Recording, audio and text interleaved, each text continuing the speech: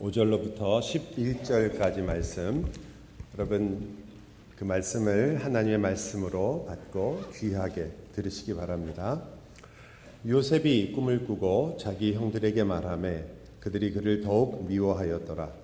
요셉이 그들에게 이르되 청하건대 내가 꾼 꿈을 들으시오. 우리가 밭에서 곡식단을 묶더니 내 단은 일어서고 당신들의 단은 내 단을 둘러서서 절하더이다.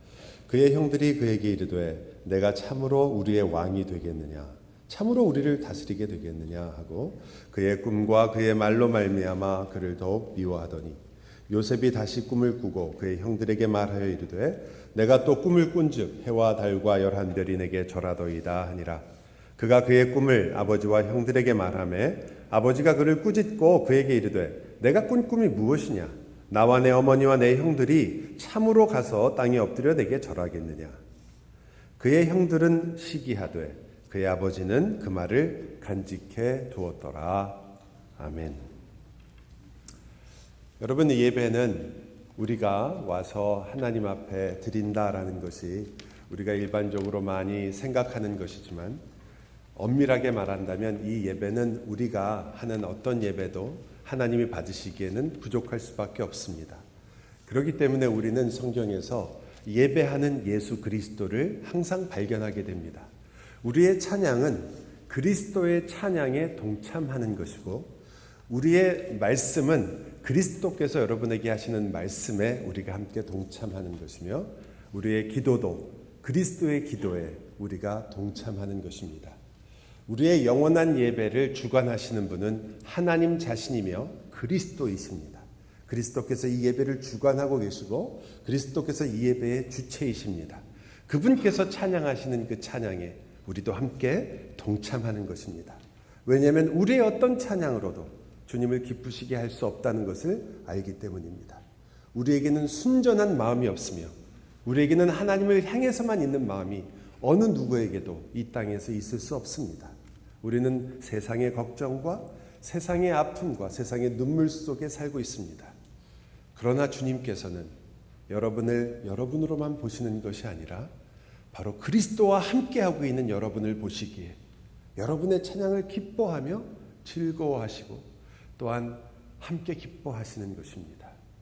그러므로 우리는 오늘 다시 한번 우리가 하나님의 말씀을 들을 때에 그저 이 예배에서 설교가 제일 중요하니까 설교를 열심히 듣자라는 것이 아니라 나는 어떻게 이 그리스도의 계시, 그리스도의 말씀에 함께 참여할 것인가, 주님께서 하시는 그 말씀 속에서 나는 어디서 나를 발견할 것이며 주님은 나에게 어떠한 것을 허락하고 계신가를 보다 더 깊은 마음과 주님을 사랑하는 마음으로 찾으시기를 바랍니다.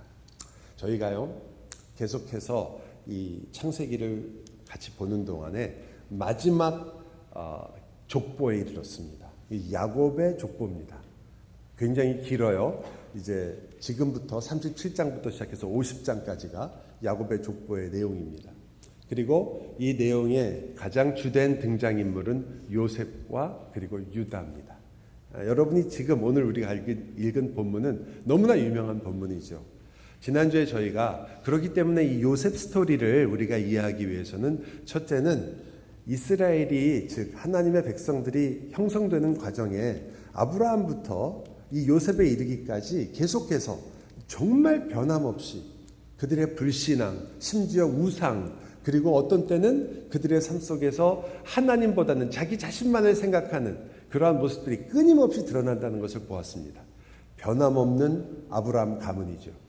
그러나 그것에도 불구하고 오늘 우리가 함께 기도할 때도 같이 아멘했던 것처럼 변함없이 그 모든 것에도 불구하고 약속을 끝까지 지키시고 우리를 인도하시며 붙드시는 하나님을 우리가 역시 이 이야기에서 발견하게 됩니다. 저희가 그 하나님이 변하시지 않는다는 것을 알기 때문에 이 요셉의 이야기는 그때 비로소 우리가 올바르게 읽으며 빛이 날 수 있었던 거죠. 그러면서 제가 한 가지를 더 말씀드렸죠. 요셉 이야기를 읽을 때 이 이야기의 특징 중에 하나는 기적이 없다는 겁니다. 우리가 기대하는 대단한 기적이 없어요. 그럼에도 불구하고 나오는 결과는 기적 같은 결과입니다.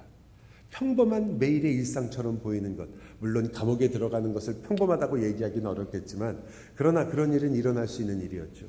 그는 많은 고난을 당했지만 하나님께서 감옥을 갑자기 지진을 일으켜서 빼내주거나 어떤 특별한 기적이 아니라 너무나 자연스러워 보이는 그 일들을 통해서 하나님의 뜻을 이루어가는 것을 보면서 여러분과 저도 나의 매일의 하루가 절대 헛되지 않으며 하나님께서 그 일을 통해서 그 어떤 것보다도 아름다운 기적과 같은 내 인생을 만들어내신다는 것을 알게 된 것입니다. 어떻습니까, 여러분? 오늘 여러분은 여기 앉아 계시는데 여러분의 인생은 아름다우십니까? 두 분만 아름다우십니까? 어떠세요, 여러분의 인생은? 비록 우리 눈에는 여러분이 같이 기도하셨으니까, 아니 기도 혼자 한 거 아니잖아요. 여러분 다 같이 기도하셨죠? 같이 기도하셨으니까 아실 거 아니에요. 그때 우리는 비록 우리 자신에게도 만족하지 못할 정도로 우리 자신을 돌아보면 아무것도 정말 내가 이렇게 사는 것 자체가 부끄러울 때가 있지만, 그런데 주님께서는 여러분과 변하지 않는 사랑으로 붙드셔서 여러분을 지금 아름다운 자라고 부르시는 거 아니에요. 여러분의 공식적인 명칭이 하나님의 자녀입니다. 다시 불러드려요. 하나님의 아들이고 하나님의 딸입니다. 여러분의 공식적인 명칭이 거룩한 하나님의 백성입니다. 여러분 찔리지 않으세요? 거룩한 하나님의 무리라 성도라고 부릅니다. 영어로는 saint라는 말입니다. 여러분이 이 동네 돌아다니시다 보면 교회 이름에 Saint Luke Church라고 나오는 교회들이 가끔 있어요. 성 누가 철치죠, 교회. 근데 여러분의 이름 앞에도 똑같은 Saint가 붙는단 말이죠. Saint Hans. 야, 정말 이 놀라운 일을 하나님이 행하셨는데 여러분과 제가 어찌 주님께 나와 예배하는 그 기쁨을 놓칠 수 있으며 주님께 나와 우리의 삶을 다시 보는 것이 기쁨이 아닐 수 있겠습니까? 여러분, 그러나 이 모든 것보다도 오늘 들어가면서 요셉의 꿈 이야기는 이 모든 것 속에서도 우리를 깜짝 놀라게 하는 이야기죠.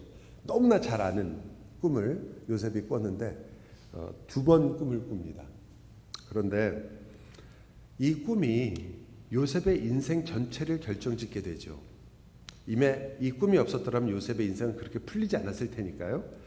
그래서 어떤 학자는 하나님은 사실은 이 꿈을 통해서 이 꿈의 주인이 요셉이 아니라 하나님이라는 것을 알게 하신다고 그래요. 이게 무슨 말이냐면요. 요셉이 꾸고 싶어서 꾼 꿈이 아니에요.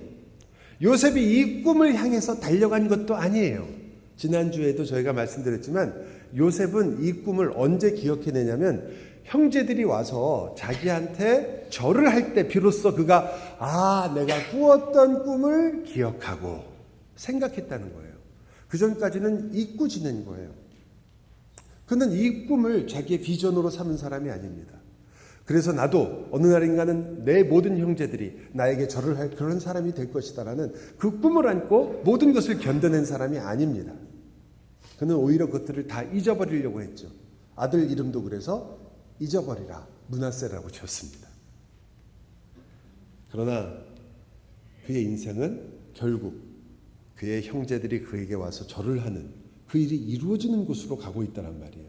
이건 무슨 뜻이냐면 꿈을 꿨다는 말은 내 인생이 내 것이 아니라 하나님이 이 꿈의 주인공이시고 하나님이 요셉의 인생의 진정한 주인이시다라는 것을 보여주는 게 꿈을 꾼 거예요. 내가 요셉이 하고 싶은 인생을 살려고 너 이렇게 될 거니까 너 이렇게 잘해봐라. 앞으로 조심해갖고 요건 요렇게 하고 요건 요렇게 해서 너 결국은 앞으로 총리가 될 거야. 그런 꿈을 꿨으니까 총리가 돼야지라고 나간 게 아니라는 거죠. 오히려 꿈을 꿨다는 말은 내 인생의 주인공은 하나님이시구나 라는 것을 알게 됐다는 겁니다. 그래서 그 꿈이 그의 인생을 결정하게 합니다. 이걸 알 수 있는 또 하나의 증거는요. 이 꿈을 두 번 꿨다는 데 있어요. 거의 비슷한 내용이거든요. 하나는 좀 스케일이 커서 하늘의 스케일입니다. 하늘의 해와 달과 별이죠. 또 하나는 스케일이 땅의 스케일입니다. 곡식 볕단이 이렇게 쫙 서서 절을 하는 꿈입니다. 하나는 하늘에서 하나는 땅에서 이루어진 거니까 천지간에 이루어진 하나님의 약속을 말하는 걸 우리가 금방 알 수 있죠. 그런데 왜 같은 내용인데 두 번이나 얘기했을까? 의도가 있습니다. 여러분이 요셉의 이야기를 잘 읽어보면 모든 꿈이 앞으로 나오는데, 요셉이 꾼 꿈은 아니지만 모든 꿈이 나오는데 전부 다 두 번씩 나와요. 왜 두 번씩 나올까요? 어떻게 알아 우리가, 그죠? 요셉이 설명을 해서 아는 거죠. 요셉이 이렇게 설명을 합니다. 41장에 나오는 말씀인데요. 바로가 꿈을 꾼 거예요. 바로께서 꿈을 두 번 겹쳐 꾸신 이유는 하나님의 이 일을 정하셨기 때문입니다. 두 번 꾼 것이 의미가 있던 거예요. 한 번이 아니라 하나님이 이 일을 정하신 것입니다. 하나님이 이 일을 속히 행하실 것입니다. 마찬가지였죠. 지금 요셉이 이 바로의 꿈을 해석하면서 말하고 있는 것처럼 성경은 지금 이 요셉의 꾼 꿈도 사실은 어떤 거예요? 하나님이 이 일을 행하시려고 꾸게 한 꿈이라는 것을 지금 고백하고 있는 것입니다. 하나님께서 이것들을 정하셨다.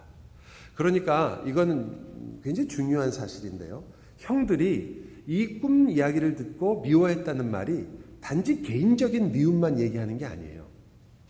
엄밀하게 말하면 이 형들은 요셉이 그렇게 되는 것을 시기하고 미워했다고도 말할 수 있지만, 이 두 가지 단어가 형들의 반응이었죠. 야, 네가 우리를 다스린다고? 네가 왕이 된다고? 난 그건 못 참는다. 그리고 아버지가 왜 쟤만 저렇게 사랑할까라는 시기와 미움처럼도 보이지만, 조금 더 깊이 들어가면 단순한 요셉에 대한 미움과 시기가 아니라 이 시기와 미움이라는 건 어디에 뿌리를 두고 있는 거냐면요, 요셉의 인생을 그렇게 섭리하시고 그 일을 행하시려고 하는 하나님에 대한 원망인 것입니다. 우리가 그걸 잘 느끼지 못하죠. 형들도 아마 몰랐을 거예요. 자기들은 그저 요셉에 대해서 불만을 터뜨린다고 생각했겠죠. 우리도 그럴 때가 많지 않습니까? 우리들이 잘 알지 못하는 일들, 또 우리가 살아가면서 겪는 일들에 대해서 왜 나한테만, 왜 이런 일이 생겼을까? 왜 저 사람은 저렇게 복이 많은데 나는 왜 이 복이 이렇게 없을까라고 얘기할 때, 우리는 하나님께서 섭리하시며 역사하시는 그 많은 일들에 대해서 오히려 우리 자신이 하나님 앞에서 나는 하나님의 섭리를 받아들일 수 없습니다라고 말하는 참 뿌리 깊은 우리의 죄성을 사실은 보여주고 있다는 것을 알 수 있죠. 이걸 알 수 있는 또 하나 사실을 여러분에게 알려드리면, 8절을, 오늘 읽은 8절을 한번 보세요. 본문 8절입니다. 한번 다 같이 읽어볼까요? 8절이니까 읽겠습니다. 요셉이 다시, 같이 읽어요. 시작. 요셉이 다시 꿈을 꾸고 그의 형들에게 말하여 이르되, 내가 또 꿈을 꾼즉 해와 달과 11별이 내게 절하더이다 하니라. 제가 죄송합니다. 8절 읽자고 그래놓고 9절을 너무 자신 있게 읽었어요. 여러분이 조나 보려고. 8절입니다. 죄송해요. 8절 시작 같이 읽겠습니다. 그의 형들이 그에게 이르되, 내가 참으로 우리의 왕이 되겠느냐, 참으로 우리를 다스리게 되겠느냐 하고 그의 꿈과 그의 말로 말미암아 그를 더욱 미워하더니. 자, 여기 보면 그냥 읽으면 그냥 지나칠 수도 있는 말이지만, 여기 형들이 뭐라고 말하냐면요, 네 꿈 때문에 너를 더 미워한다는 말은 맞아요. 그죠? 꿈 말을 들었으니까. 그런데 거기 보니까 그의 말이 있다고 얘기해요. 그의 꿈과 그의 말로. 그러니까 이 두 가지를 일부러 분리하고 있는 거죠. 그의 말은 우리가 잘 알고 있습니다. 꿈을 이야기한 말이에요. 요셉은 그 외의 말을 한 적이 없어요. 자기 꿈을 그대로 얘기했어요. 그게 그의 말이었습니다. 그렇다면 그 말을 싫어한 것은, 그 말 때문에 미워한 것은 아는데, 그 말만이 아니라 사실은 꿈 자체도 미워했다는 거예요. 꿈 자체도. 왜? 그 꿈을 그들이 해석했기 때문입니다. 뭐라고 해석했어요? 네가 우리의 왕이 되겠느냐라고 해석을 했습니다. 그 해석은 우리가 되게 보기에 나중에 요셉이 뭐가 되죠? 총리가 되는 이야기를 대부분 알고 계십니다. 그러다 보니까 그래, 그 총리가 돼갖고 우리에게 와서 다스리니까 그렇게 되겠지라고 아주 그냥 쉽게 생각하시지만, 사실은 이 형들의 해석은 틀렸습니다. 요셉은 형들을 직접 다스린 적이 없죠. 요셉은 그들의 왕이 된 적도 없습니다. 심지어 해와 달과 별의 이야기에서도 요셉 앞에 와서 절을 한 사람 중에 형들은 있었지만 아버지가 절을 한 적은 없습니다. 요셉의 스토리. 어머니가 절을 한 이야기도 나오지 않습니다. 그러므로 지금 우리가 되게 생각하기를 형들이 이 이야기를 잘 알고 있었고 그래서 화를 내는 게 당연하다고 생각했던 것은 사실은 굉장히 다른 이야기인 거죠. 우리를 네가 우리의 왕이 돼서 우리를 종으로 삼으려 하느냐라고 이야기한 것 속에는 형들의 마음이 들어있는 겁니다. 그들이 무엇을 싫어했을까? 그들은 요셉이 우리의 왕이 되는 걸 싫어하는 것도 물론이고 이것이 단순히 요셉의 꿈이 아니라 하나님의 섭리라는 것을 볼 때 하나님께서 그들을 요셉을 통하여 왕이 되게 하는, 요셉이 왕이 되어 그들을 다스리게 하는 것, 그것을 싫어했고 하나님이 왕이 되는 것을 사실은 거부하려고 했던 거죠. 그들의 마음속에. 원래 이 꿈은 그것과는 좀 달라요. 이 꿈은 사실은 요셉이 나중에 얘기하는 것처럼 요셉이 왕이 되는 꿈이 아니라 요셉을 통해서 형제들을 구원하는 꿈입니다. 요셉이 구원자가 되는 꿈이에요. 요셉이 왕이 돼서 이들을 종으로 삼는 꿈이 아닙니다. 이것은 너희를 구원하겠다는 꿈이었던 거죠. 여러분, 이 이야기는 생각해 보세요. 마치 처음 듣는 이야기 같지만 여러분이 신약을 해서 너무나 잘 보는 그런 구절입니다. 예수님께서 무엇으로 오셨죠? 구원자로 왔는데도 그들은 네가 유대인의 왕이냐? 그러면서 십자가에 못 박았단 말이에요. 그들은 무엇으로 예수님을 보았습니까? 자기들을 다시 종으로 삼거나 자기들을 다시 로마의 종으로 만들어버릴 그러한 존재처럼 예수님을 생각하고 왜 우리를 해방시키지 못하느냐는 것 때문에 그를 사실은 십자가에 못 박게 되었습니다. 예수님은 무엇으로 오셨는데요? 구원자로 오셨습니다. 로마를 심판으로 오신 것도 아니고 세상을 심판으로 오신 것이 아니라 그리고 그들을 종으로 삼으려고 오신 것이 아니라 내가 너희를 구원하기 위하여 나의 목숨을 주기 위하여 오셨는데 사람들은 그렇게 보지 않았죠. 이 요셉의 이야기는 그러한 면에서 우리가 점점 읽어갈수록 예수 그리스도의 이야기와 가까워지는 것을 알 수 있습니다. 여러분, 그들이 즉 형들이 얼만큼 오해했는지 그들이 무엇과 대적하고 있는지를 잘 보여주는 게 사실은 그 후에 나오는 20절 말씀인데요. 20절 말씀을 한번 보겠습니다. 오늘 본문 37장 20절 말씀이에요. 자, 그를 죽여 한 구덩이에 던지고 우리가 말하기를 악한 짐승이 그를 잡아먹었다 하자. 그 다음 뭐라고 나오냐면 그의 꿈이 어떻게 되는지를 우리가 볼 것이니라.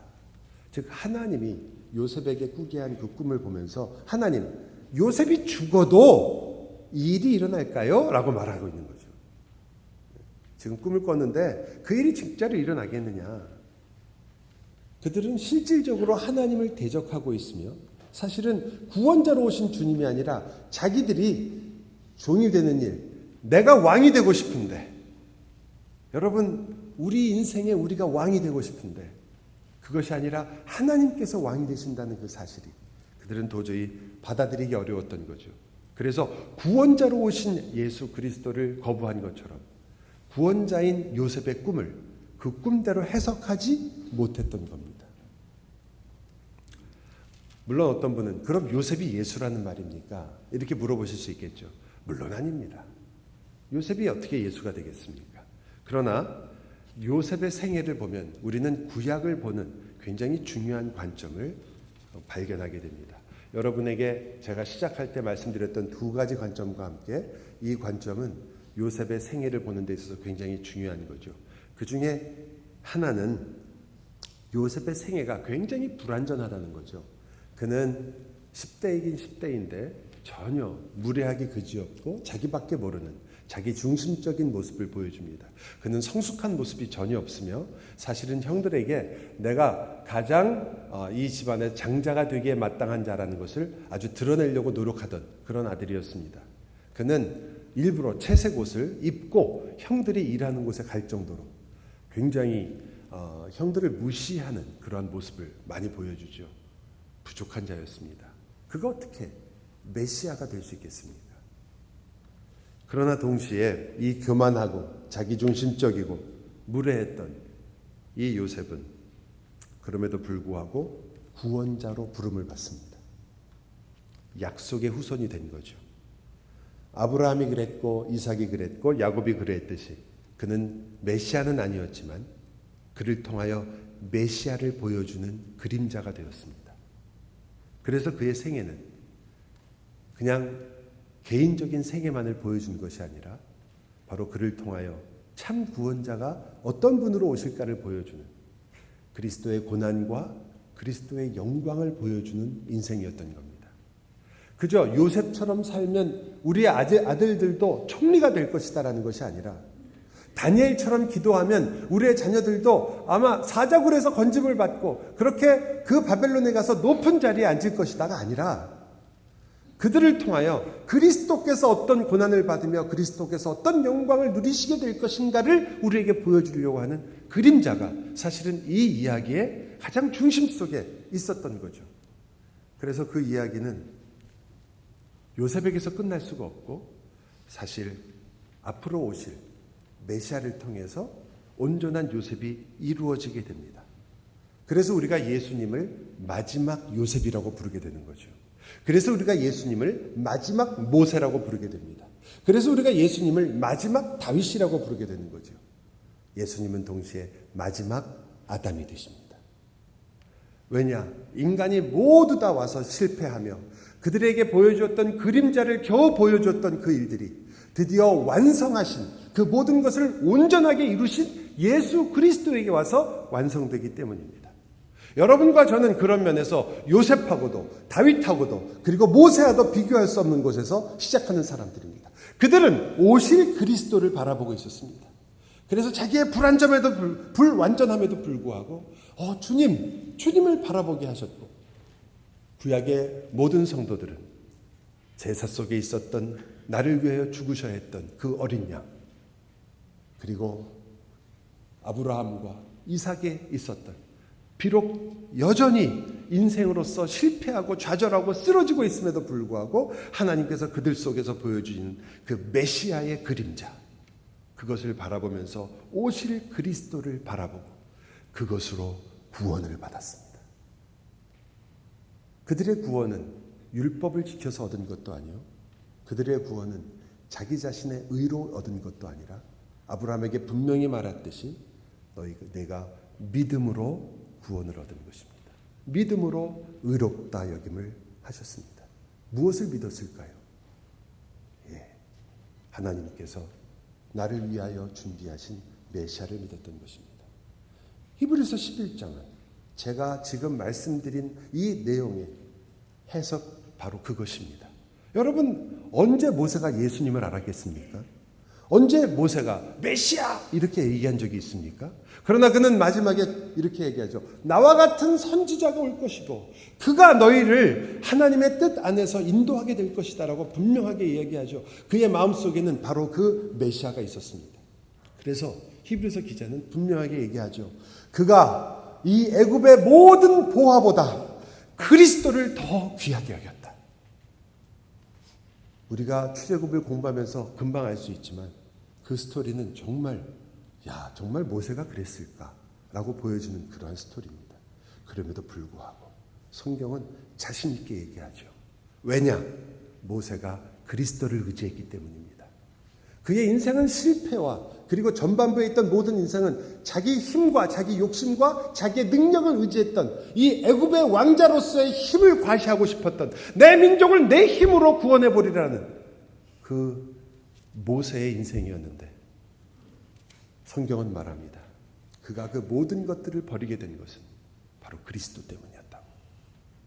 여러분과 우리의 모든 인생은 오늘도 어쩌면 여러분은 우리의 기도처럼 좌절이 있을 것입니다. 오늘도 어쩌면 여러분은 일주일 동안 쳇바퀴처럼 돌아갔던 그 하루하루를 생각하면서 내 인생은 결국 이렇게 매일매일 같은 것을 하다가 똑같은 일로 짜증내다가 똑같은 일로 화를 내다가 똑같은 일로 또 기뻐했다가 똑같은 일로 이렇게 하루하루를 보내면서 그저 좀 좋은 일, 재미있는 일이 좀 생겼으면 좋겠다라는 것을 바라보다가 얼마나 여러분이 정말 인생의 기쁨을 누릴 것이 얼마나 없으면 드라마를 보고 웃으시겠어요? 다 가짜 얘기인데 그 얘기를 보고 그때 울고 그때 웃고 우리가 그러잖아요. 가짜 얘기를 보고. 여러분, 제가 오늘 여러분에게 드리는 이야기는 진짜입니다. 진짜인데 여러분은 별로 안 놀래잖아요. 가짜가 하도 많다 보니까. 여러분은 지금 진짜 얘기를 듣고 있는 거죠. 여러분의 진정한 소망이 되는 이야기, 진정한 여러분의 기쁨이 될 수 있는 이야기를 듣고 있는 겁니다. 여러분, 아까 말씀드렸잖아요. 요셉의 꿈은 첫째는 구원자의 꿈이고, 그래서 이것을 잘못 해석했던, 정확하게 알지 못했던 형들은 오히려 자기들이 그것에 의하여 모든 것을 잃을 거라고 생각했던 겁니다. 주님께서는 모든 것을 주시기 위하여 요셉의 꿈을 주셨지만, 여러분은 어떠십니까? 주께서 여러분을 위하여 오셨습니다. 주님께서 여러분의 모든 것이 되십니다. 라는 그 말에 여러분은 그냥 나는 지금 당장 필요한 거라도 좀 주셨으면 좋겠다. 주님께서 나를 위해서 십자가까지는 괜찮고 그냥 어떻게 내일 내가 혹시 복권을 사도 되는지 안 되는지 이런 거 좀 알려주셨으면 좋겠다. 이렇게 하고 있는 우리들을 위해서 오셨기 때문에 여러분은 그 주님의 십자가를 보면서도 우리는 뭘 생각합니까? 내 인생 좀 어떻게 좀 펼 수 없나, 이걸 생각하게 되는 거죠. 그러나 우리가 형과 같이 되어서는 안 되지 않겠습니까? 이 사건을 제대로 봐야 되지 않겠습니까? 여러분이 꾸고 있는 꿈이 무엇인지를 아셔야 되지 않겠습니까? 여러분이 지금 듣고 있는 말씀이 무엇인지를 알아야 되지 않겠습니까?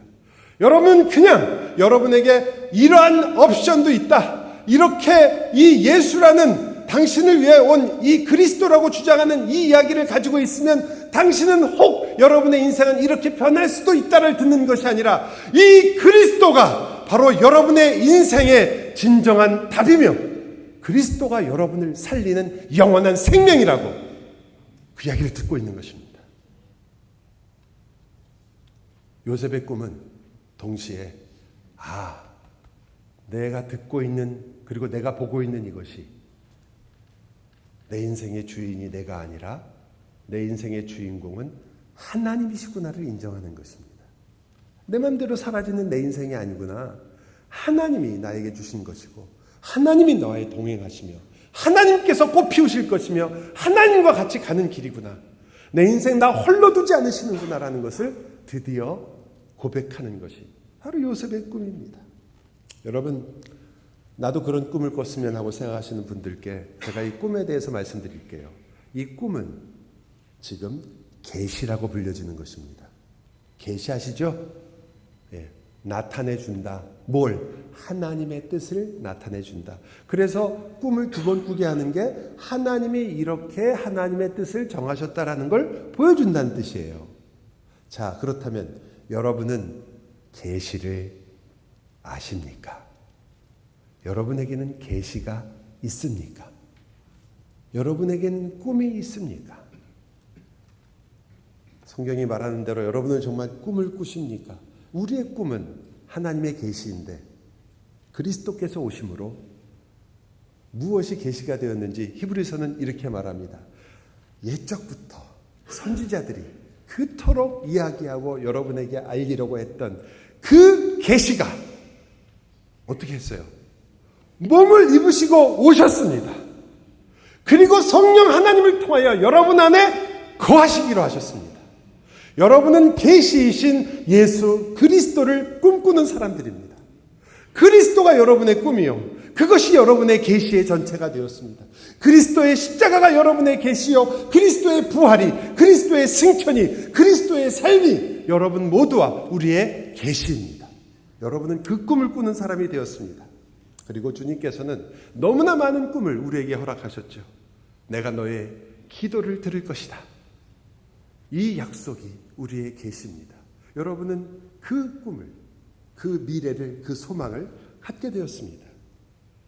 이제까지는 내 이름으로 구하지 아니하였으나 구하라. 그리하면 받으리니 너의 기쁨이 충만하리라. 여러분의 꿈입니다. 주님의 계시입니다. 내가 너와 세상 끝날까지 항상 함께 있을 것이다.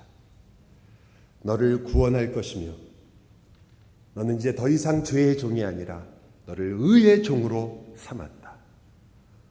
나를 믿는 자 영생을 얻을 것이다.